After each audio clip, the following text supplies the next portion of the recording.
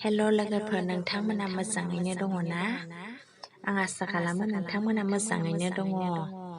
आंनि YouTube चेनेलखौ subscribe खालामाखै मा खालामदो लोगोफोर? मानो होनबा आंनि गोदान भिडिअखौ नोंथांमोना नुगोन आंनि इउटुब चेनेलखौ साबस्क्राइब खालामोबा। दानिया खन्थाइखौ जागायजेनसिगोन। खन्थाइखौ लिरदों बिद्दा ब्रह्म।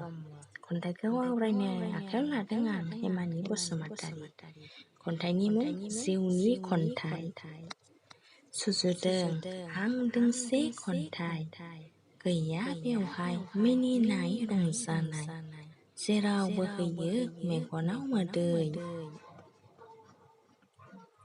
लायोमोन रेबगन सुजुनाय खन्थाइ। हास्थायो गोसोआ मिथिंगाजों गोरोबनो, सुजुनो जिउनि दोंसे खन्थाइ।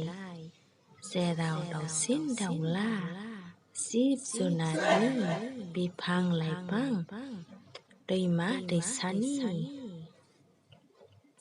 लायोब्ला सुजुयो लेखा बिलाइ, बोहैयो मेगननि मोदै।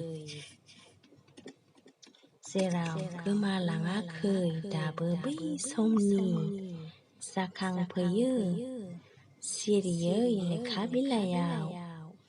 फिदिंनो हाया आखाइजों रेबगनखौ, जेराव थाबथानाय जिउनि सोरखिनाया, बोहैयो मेगननि मोदैया। थरथिंसे बोहैलाङो बे जिउनि खन्थाइनि खबाम।